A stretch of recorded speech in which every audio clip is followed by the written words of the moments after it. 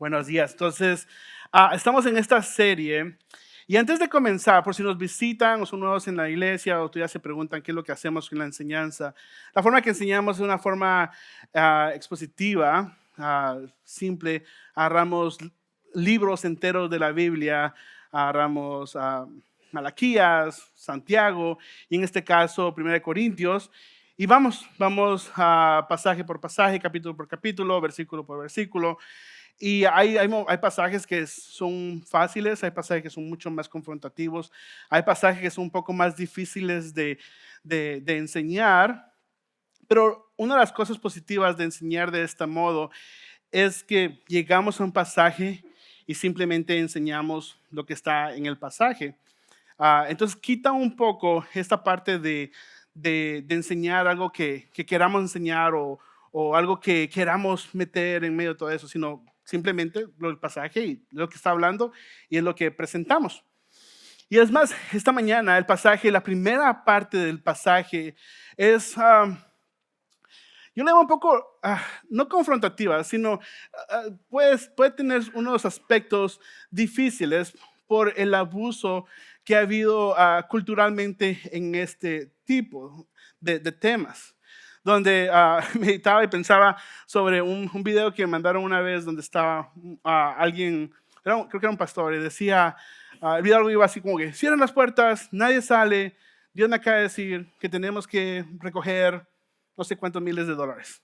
O estoy seguro que han visto videos donde alguien dice, el Señor me ha dicho que este día vamos a colectar para comprar un carro nuevo. Entonces, ha habido cierto abuso en este tema, pero lo que Pablo va a hablar acá no está hablando de enriquecerse, pero sí de un sostenimiento a los líderes y pastores de la iglesia. Entonces, esa es la aclaración que quiero hacer esta mañana, mientras que nos acercamos al pasaje, esta primera parte. Pero más que el sostenimiento al ministerio de Pablo, Pablo quiere dejar en claro lo que comenzamos la semana pasada. Mis derechos son opcionales, mientras que el evangelio es presentado y el amor a otras personas. La semana pasada, Brandon leía el versículo 9 del capítulo 8, donde decía, pero ustedes deben tener cuidado de que su libertad no haga tropezar a los que tienen una conciencia más débil. Y ese mismo contexto es el que estamos trayendo al capítulo 9, donde Pablo va a utilizar un derecho que él tiene, pero lo va a dejar a un lado por el bien de llevar el evangelio. Y es ahí donde comenzamos en el versículo 1. Van a estar leyendo conmigo, versículo 1. Y él va a hacer un par de preguntas retóricas. Y comienza, ¿acaso no soy tan libre como cualquier otro? No soy apóstol. ¿No he visto a Jesús nuestro Señor con mis propios ojos? ¿No es gracias a mi trabajo que ustedes pertenecen al Señor? Él abre con esta, dice, después de terminar el capítulo 8, comienza con, ¿acaso no soy libre como ustedes? O sea, soy una persona libre en todo sentido. Es más, Pablo fue el que les enseñó a ellos la libertad que encuentran en Cristo. Y él dice, esa misma libertad que yo les enseñé, también la tengo yo. Y le hace esta pregunta retórica, ¿acaso no soy apóstol? Y en esa misma pregunta retórica le trae dos razones por las cuales él sí es apóstol. Y la primera es que él es apóstol porque vio a Cristo resucitado, que es uno de los elementos importantes para el apostolado y la autoridad que ellos tenían en el primer siglo. La autoridad que ellos traían para poder hablar en su apostolado venían porque habían podido ver a Cristo resucitado. Pero la segunda razón en la cual él dice, sí soy apóstol, es por la congregación de 1 Corintios. Ustedes como iglesia son el reflejo de mi apostolado. Yo vine, la planté, Dios la bendijo. Entonces, ustedes son mi testimonio. Y continúa y dice, aunque otros piensen que no soy apóstol, hay gente que venía rechazando su apostolado, ciertamente para ustedes lo soy. Ustedes mismos son la prueba de que soy apóstol del Señor. En la Biblia de las Américas dice, ustedes son mi sello. Entonces, en el primer siglo, el sello daba autenticidad de quien enviaba una carta. Y el contenido de esa carta o de lo que se enviaba daba validez al contenido adentro. Entonces usted dice, ustedes como iglesia son el sello que da autoridad a lo que yo estoy diciendo, a pesar que hay muchos que niegan mi apostolado. Y es acá donde él va a empezar a dar una serie de preguntas donde va a defender a este punto. Y dice, esta es mi respuesta a los que cuestionan mi autoridad. Y comienza a defender, porque en el primer siglo hay un momento donde hay varias personas que son maestros, no de la Biblia, simplemente maestros que van de pueblo a pueblo y van y enseñan, pero exigen que se les pague, exigen que recibir cierta cantidad monetaria. Y Pablo lo que está haciendo acá, él está haciendo una diferencia entre ellos y lo que él hace. Entre lo que ellos están haciendo, sus motivaciones, a la motivación que él tiene y los otros maestros. Entonces, él va a hacer esto y es donde él viene y trae esta defensa y comienza, versículo 4. ¿Acaso no tenemos derecho de hospedarnos con ustedes y compartir sus comidas? ¿No tenemos derecho de llevar con nosotros a una esposa creyente como lo hacen los demás apóstoles y los hermanos del Señor y como lo hace Pedro? ¿O acaso Bernabé y yo somos los únicos que tenemos que trabajar para sostenernos? Entonces, él estaba hablando del derecho que él tiene, tanto de llegar, ser hospedado, tanto aún si él estuviera casado, de poder traer a su esposa mientras que hace ministerio. Como hemos visto en capítulos anteriores, Pablo decide no casarse porque el no casarse le da la oportunidad de ser mucho más efectivo al llevar la verdad, pero él sí tiene el derecho de casarse. Y si se llega a casar, tiene el derecho de traer a su esposa con él para poder hacer ministerio. Y él dice, ¿acaso solo yo y Bernabé tenemos que trabajar? Y con eso mismo, él viene y empieza a dar 3 ilustraciones por la cual tiene ese derecho. Y dice, ¿qué soldado tiene que pagar sus propios gastos? ¿Qué agricultor planta viñedo y no tiene derecho a comer de su fruto? ¿A qué pastor que cuida de su rebaño de ovejas no se le permite beber un poco de la leche? Entonces lo que está diciendo es, hey, una forma de lógica, no hay ningún soldado que va a salir en las mañanas y va a ir a pelear, a luchar, y en las noches regresa a sacar un part-time para poder pagar sus gastos. O el agricultor no va a estar trabajando en la tierra y después hacer algo más para sostenerse. Entonces, da estos 3 ejemplos que son lógicos de que si se hace un trabajo, se recibe un salario. O se recibe un salario. Versículo 8. ¿Expreso meramente una opinión humana o dice la ley lo mismo?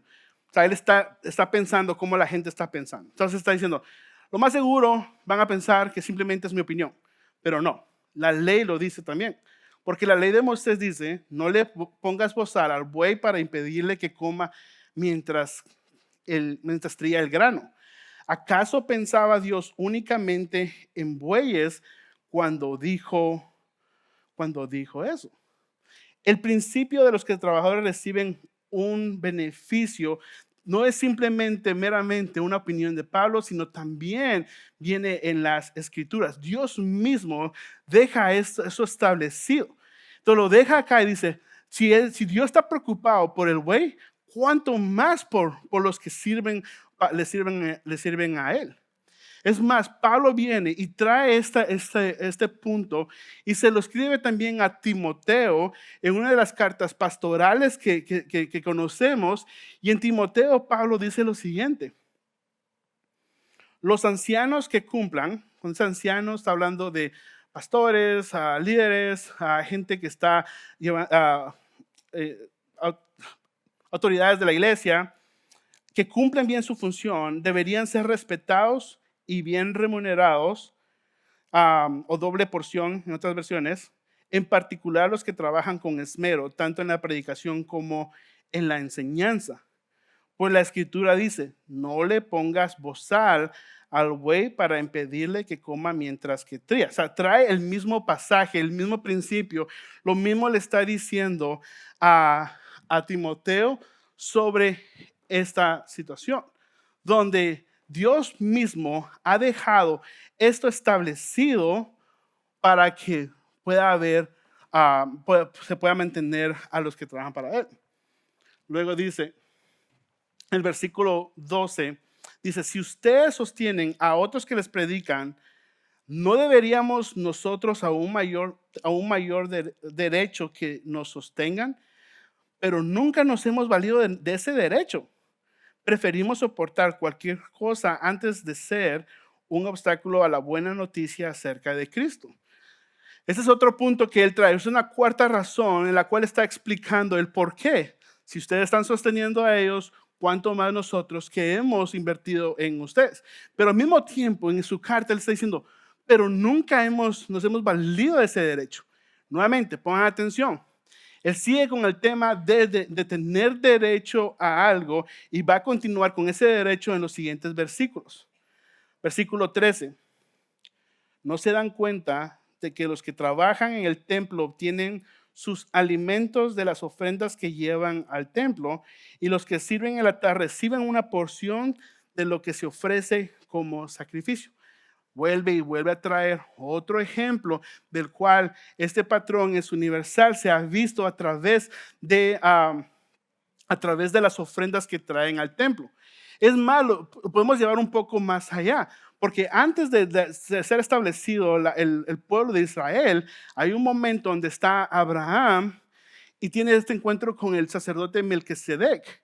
Y viene Abraham y trae el 10% a Melquisedec. Entonces, el punto de Pablo es, esto está establecido también universalmente. Es la ley de Dios, es algo que se ha practicado, y continúa y da otra más. Versículo 14. Del mismo modo, el Señor ordenó que los que predican la buena noticia sean sostenidos por lo que reciben el beneficio del mensaje. Entonces, una más, él dice, ok, es Dios, la ley, es un derecho universal, pero también aún Jesús trae este punto de los que predican son sostenidos por los que reciben el beneficio del mensaje. Versículo 15. Sin embargo, yo jamás me he valido de ninguno de esos derechos, y no escribo esto para sugerir que deseo comenzar a hacerlo ahora. De hecho, prefiero morir antes de perder mi derecho de jactarme de predicar sin cobrar. Entonces llega un momento donde Pablo, y al igual que él decide quedarse soltero para poder llevar el mensaje, él ha decidido no cobrar o no aceptar que lo sostengan ellos, sino él en diferentes temporadas de su ministerio, hay temporadas que él trabaja, pero más adelante hay temporadas que también recibe ayuda. Versículo 16. Sin embargo, predicar la buena noticia no es algo de que pueda jactarme. Estoy obligado por Dios a hacerlo. Qué terrible sería para mí si no predicara la buena noticia. Si lo hiciera por mi propia iniciativa, merecería que me paguen, pero no tengo opción, porque Dios me ha encomendado este deber sagrado. Nuevamente, Pablo simplemente está trayendo este punto donde él dice, no lo hago, sino porque Dios me encomendó a mí hacerlo de esta manera, y por lo cual yo lo voy a hacer de esta manera. Porque tiene razón, porque si él hubiera llegado como los otros maestros a plantar esta iglesia y hubiera cobrado, hubiera ejercido su derecho o los hubiera obligado, muchos lo hubieran criticado de que lo que quería era vivir de eso. Es más, creo que el día de hoy podríamos ver para atrás y decir, no, es que Pablo comienza todo eso y lo hace porque se está enriqueciendo de todo eso. Pablo viene y dice, en la sabiduría de Dios, Dios me ha dicho que no cobre. Es la decisión que Pablo, aún que mi derecho está ahí. Es claro que aún si yo recibiera sostenimiento y una paga, el derecho es claro bíblicamente y en un sentido común. Eso es lo que él está hablando. Entonces, versículo 18. ¿Cuál es entonces mi paga? Y él responde, es la oportunidad de predicar la buena noticia sin cobrarle a nadie. Por esa razón, nunca reclamo mis derechos cuando predico la buena noticia. Entonces, dejo mis derechos a un lado para poder llevar el mensaje.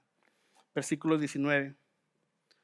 A pesar de que soy un hombre libre y sin amo, me he hecho esclavo de todos para llevar a muchos a Cristo.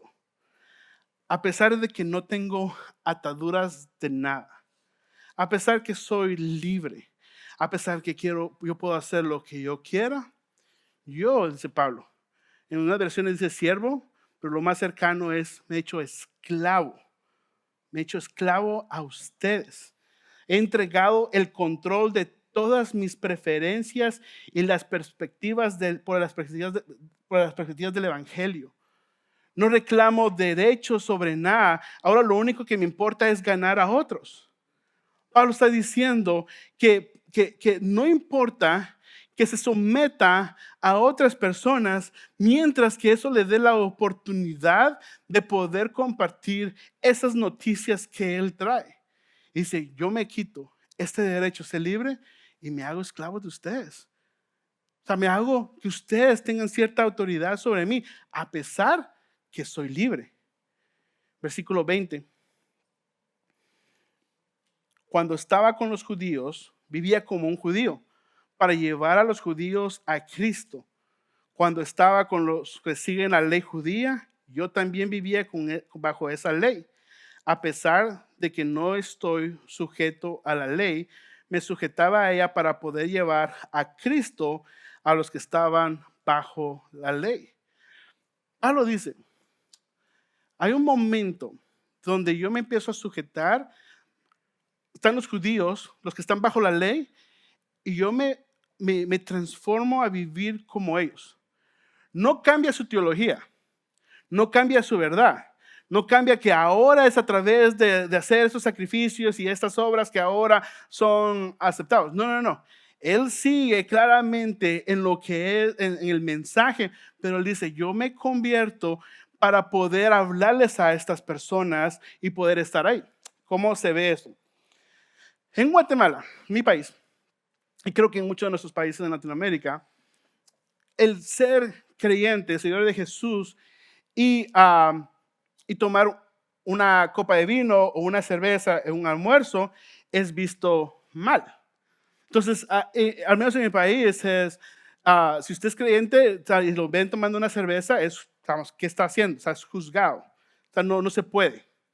Pero imaginemos que alguien de Alemania o alguien de Italia o alguien de España decide ser misionero en Guatemala. Entonces, en Alemania es lo más normal. O sea, es lo más normal, lo más común que tomen una cerveza a la hora de la cena o a la hora del almuerzo. En Italia, una copa de vino. Pero esta persona alemana va a decir, ok, voy para Guatemala y voy a ir a hacer misión allá. Y llega a Guatemala y se da cuenta que nadie toma. Lo que Pablo dice ahí, y como esa persona tomaría, diría, ok, ellos no toman porque su conciencia no les permite hacer esto. Entonces yo dejo mi derecho a un lado para yo poder llevar el mensaje. Yo pongo a un lado lo que realmente es normal para mí, mi conciencia me molesta, no está contra las escrituras, lo dejo a un lado porque me da la oportunidad y me hago como ellos para poder presentar la buena noticia. Pero por otro lado, en el versículo 21 dice, en el versículo 21, 19, 20, 21. Cuando estoy con los gentiles, quienes ellos no siguen la ley judía, yo también vivo independiente de esa ley. O sea, porque ellos no están bajo esa ley. ¿Para qué? Para poderlos llevar a Cristo. Pero, esto es importante, pero No ignoro la ley de Dios, obedezco la ley de Cristo. Entonces, esta misma imagen, hay un guatemalteco que dice, wow, Alemania necesita escuchar de Cristo. Voy para Alemania. Y llega a Alemania y se encuentra con ese choque cultural donde todos esos creyentes que donde él llega, todos están tomando una cerveza a la hora de almorzar. Y él dice, what? ¿Qué está pasando acá? Entonces él dice, ok, me hago a su cultura, pero no dejo por un lado la ley de Cristo. Entonces, el problema que yo veo muchas veces en estos contrastes es que por un lado está la parte de religiosidad y la otra parte está la parte de libertinaje. Y nos movemos de un extremo a otro extremo. Cuando Pablo no está hablando de eso, su enfoque de Pablo es llevar el mensaje de Cristo. Yo me voy a conformar a ellos, no a mi cultura, no a mis tradiciones, no a lo que yo creo que es bueno, sino llevar el mensaje de Cristo. Ese es lo que lo centra a él, no la religiosidad y no el libertinaje. El problema cuando vemos pasajes como estos, o el ejemplo que yo estoy dando, que estoy dando, es decir, ok, no es pecado hacer esto, entonces yo lo voy a hacer.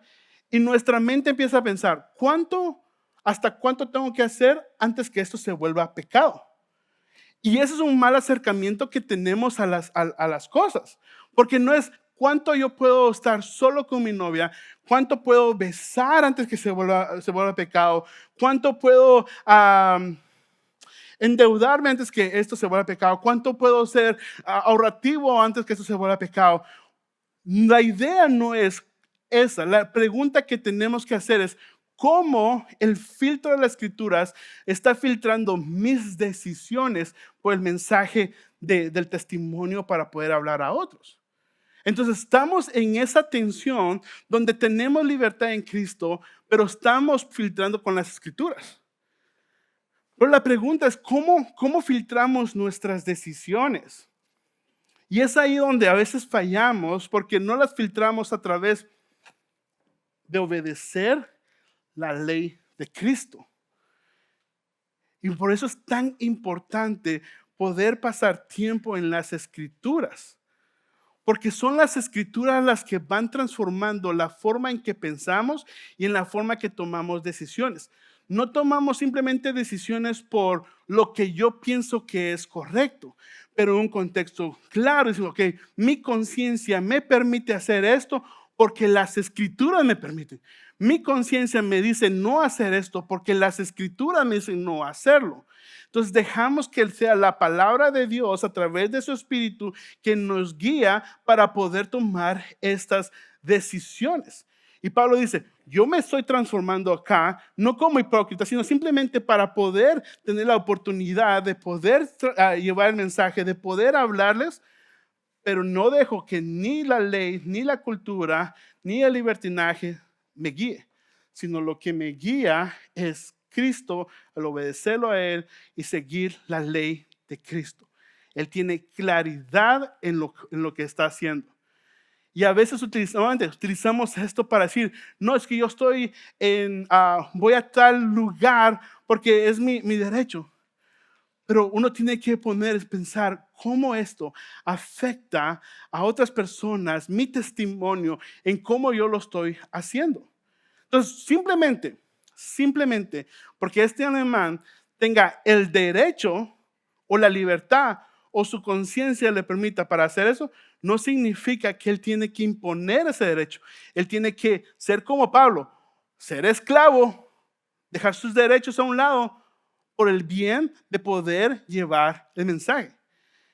Estamos dispuestos a morir a nosotros mismos, a nuestros deseos, a nuestros derechos por el testimonio y la oportunidad de presentar el Evangelio y a Cristo. Es una de las preguntas que me he hecho esta semana y creo que nos podemos hacer todos, es ¿qué derechos yo puedo decir no? Que están completamente entre mis derechos, pero me ayuda a poder llevar el mensaje de Cristo. Aún nosotros acá somos una iglesia bastante diversa.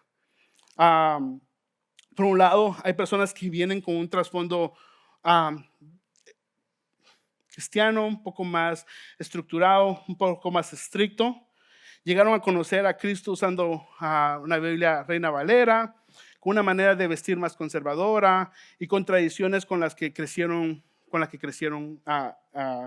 en sus iglesias.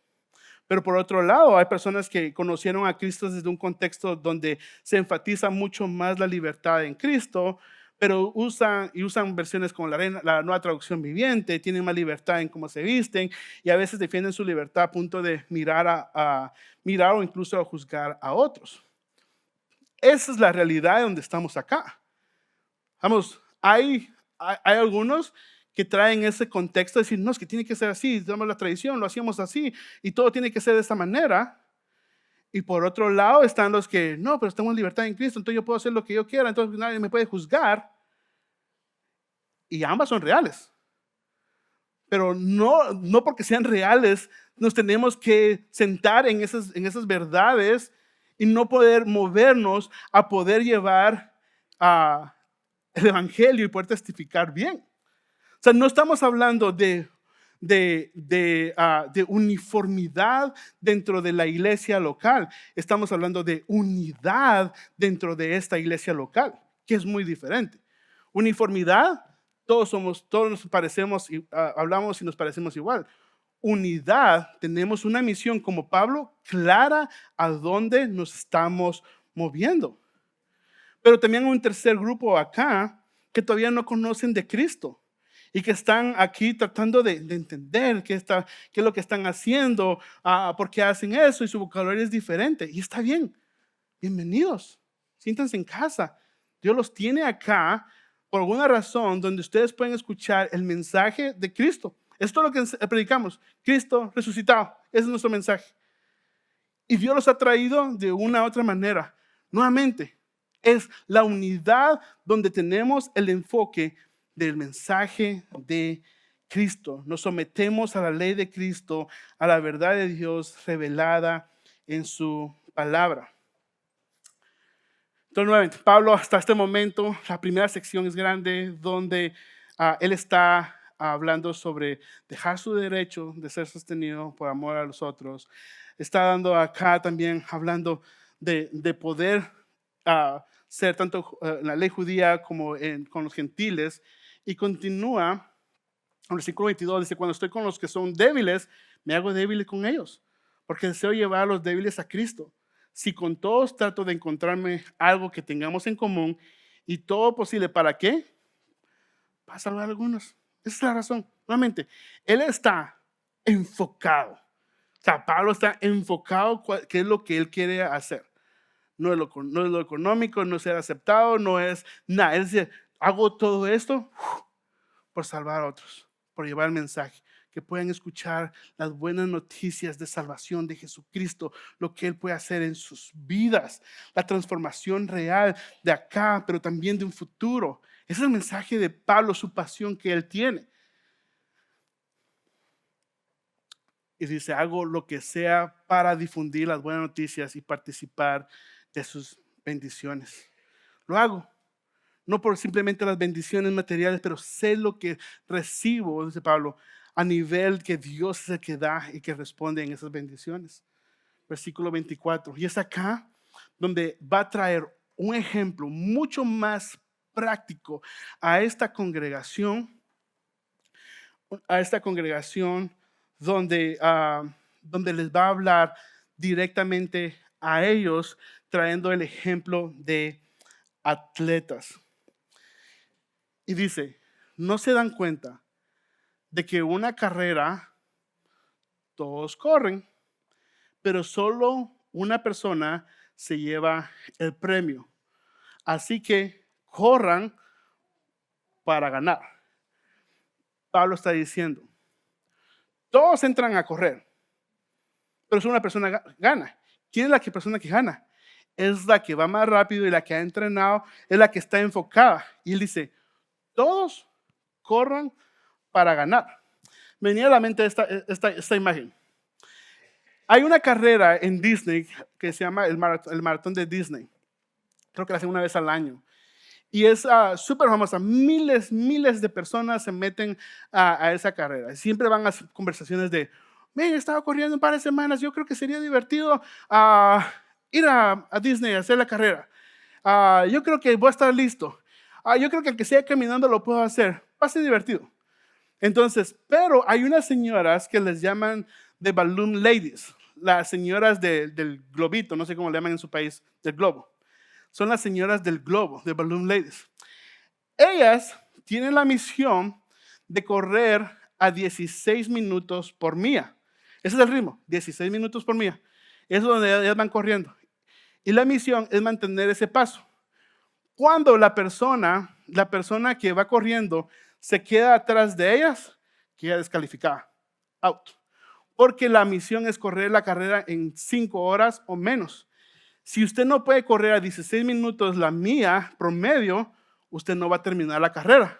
Entonces, cuando la gente mira que las señoras vienen atrás, empieza a sentir la presión, porque ya van a ser eliminados. Están corriendo y corriendo y corriendo.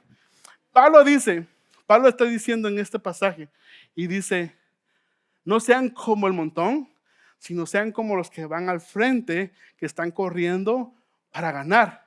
No están entrando a la carrera simplemente por diversión, simplemente para ver qué va a pasar. Es la idea de entrar al Evangelio, a seguir a Cristo como, vamos a ver qué podemos encontrar. Vamos a ver qué beneficio me trae.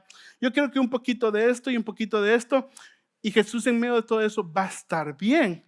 Y entran a esta carrera de seguir a Cristo de una forma relajada, donde vamos a ver qué pasa. Y Pablo dice, no, lo que está llamando, Pablo está llamando la atención es a seguidores de Jesús que tienen una motivación clara. Que no simplemente que han visto el Evangelio donde les redefine sus derechos. Han visto el Evangelio donde redefine su identidad. Han visto el Evangelio a Cristo donde redefine su cultura. Ven a Cristo donde redefine la misión. Ven a Cristo donde Él redefine sus límites. Ven a Cristo donde Él redefine su motivación. Entonces no entran a esta carrera como espectadores o como vamos a ver qué es, sino tienen una claridad de una misión mucho más allá de simplemente, vamos a ver qué pasa. Pablo viene y les dice, corran para ganar, porque hay una mentalidad completamente diferente a los que corren para ganar, a los que van peleando para que las señoras no los pasen. Son dos acercamientos completamente diferentes. Y Pablo está animando a los de Corinto, a nosotros, a los que estamos acá, a que nuestra mentalidad debe ser diferente en nuestro caminar. Y es por eso que él dice, todos los atletas se entrenan con disciplina. Todos los atletas se entrenan con disciplina. ¿Lo hacen para qué? Para ganar. Eso es lo que lo están haciendo, es para ganar. ¿Y qué van a ganar? Un premio. Pero ¿qué pasa con ese premio? Se desvanecerá. Pero, que eso es importante, pero nosotros lo hacemos por un premio eterno. Entonces viene y presenta esta balanza donde nuevamente tengan la mente de un atleta que va a vivir con disciplina. Y me venía a la mente a estas personas. Son los mejores de los mejores en su campo. Se me olvidó otra vez. Tom Brady, Messi, Nadal, Cristiano Ronaldo y James LeBron. En su área, ellos son los mejores. Ellos tienen unas disciplinas tan increíbles que debe ser cansado vivir con ellos. Para LeBron dicen que él trata de dormir 10 horas por noche. O sea, él tiene una rutina donde sabe a qué horas vaya a dormir. Él sabe lo que tiene que tomar, lo que tiene que comer antes de dormir, cómo tener su cuarto a la temperatura perfecta, cómo oscurecer todo su cuarto, tener el tipo de sonido para que nada interrumpa su sueño y poder dormir de 8 a 10 horas. Al día siguiente él se levanta, va a entrenar y que después de entrenar se tiene que descansar para poder recuperarse. ¿Para qué? Para comer y ir a dormir. Y es lo que hace. Cristiano Ronaldo tiene todos lo conocen como alguien que es súper detallado en su dieta. Tom Brady, al igual, su dieta es súper importante. Ellos tienen una misión. La misión de ellos es ser los mejores en su deporte. Y no solo van a ir a jugar básquetbol o fútbol con el pie, pero van a ir a hacer su deporte no para pasar el tiempo, sino para ganar. Y eso significa para ellos que todo alrededor tiene que caber dentro de lo más importante para ellos, que es la disciplina y el entrenamiento y la recuperación que necesitan para poder ejercer esto, y el resto va cayendo. Son tan extremos que LeBron dice, bueno, yo medio veo a mis hijos, porque todo el tiempo me la paso entre durmiendo, descansando, siestas, comiendo, y de ahí caen los hijos. O sea, esa es la intensidad en la que ellos viven, y realmente es cansado vivir con personas tan intensas. Pero Pablo dice, entrenen como atletas, tengan esa mentalidad, entren para ganar. No entren como el jueguito que van a hacer en la cuadra de su casa. No. Entren con esa mentalidad de disciplina donde van a querer ganar, porque el premio que tenemos delante de nosotros es eterno. Porque si yo le pregunto ahora a mis hijos, hey, Michael Jordan, ¿se recuerdan? Ellos dicen, ¿quién es él? Si yo les digo a ellos, les saco otro, a Michael Phelps, les digo, hey, ¿se recuerdan de Michael Phelps? Y dicen, no sabemos quién es él. Porque a pesar de sus logros, eso empieza a desvanecerse. Y no sé, puede ser que en 100 años ni siquiera nos recordemos de estas personas que acaba de mostrarles acá. Pablo viene y dice, pero nosotros sí tenemos algo mucho más importante y más grande por qué vivir y por qué sacrificar. Y que hay un premio eterno. Pablo está trayendo un enfoque y una realidad a toda esta congregación. Entonces, creo que la imagen que me viene también es de una pizza. Entonces, venimos y decimos, bueno, está mi tiempo libre, está mi dinero, mis hijos, éxito, trabajo, hobby y Cristo por acá. Entonces, comúnmente vemos, entramos con una perspectiva de, tengo todo esto y en medio de todo esto está Cristo. O sea, cabe en mi vida. O sea, es una parte de todo este esquema donde está esa pizza, donde Cristo es parte. No es mucho, no es poco, tal vez tiempos iguales a todo lo que estoy haciendo, a todo lo que mi mente se va, a todo donde mi corazón está expuesto. Es donde realmente estoy en este momento. Entonces, vivimos de una forma donde Cristo, o sea, eso es todo, incluyendo yo, donde Cristo se vuelve una parte de una sección mucho más grande. Y lo que Pablo está diciendo ahí, lo que está diciendo ahí en el pasaje es, Cristo es todo. Y lo demás va cayendo alrededor. O sea, no es todo y un poco Cristo, es Cristo y el resto va cayendo dentro de esa verdad y de esa sabiduría de todo lo que cae. Por eso tendemos tendemos a tener cierta ansiedad, estar tristes, ver un futuro incierto, familias con tensiones, porque Cristo se vuelve parte de esa ecuación en vez de vivir donde Cristo es nuestro todo y el resto va cayendo a través de ese filtro que es Cristo. La pregunta es, ¿qué me hago? Y nos hacemos, es cómo estamos viviendo, cómo estamos balanceando estas prioridades, qué es lo que está ocupando nuestros deseos. Porque lo que Pablo está diciendo acá es que tenemos un poco desordenar nuestras prioridades y nuestros deseos. Y debemos de reordenar nuestro corazón y nuestros deseos a cómo vivir. Entonces, la comodidad es bueno, por supuesto. Pero cuando se vuelve todo, el servicio se vuelve difícil. Si lo importante es la aprobación de otros, hablar la verdad o recibir la verdad se vuelve difícil. Si lo importante para nosotros es el éxito, terminamos comprometiendo a cosas de nuestras vidas. Si lo importante es el dinero, se hace difícil ser generoso. Si lo importante es Cristo, entonces todo lo demás se somete a esa verdad. La pregunta nuevamente es, ¿qué está capturando tu corazón?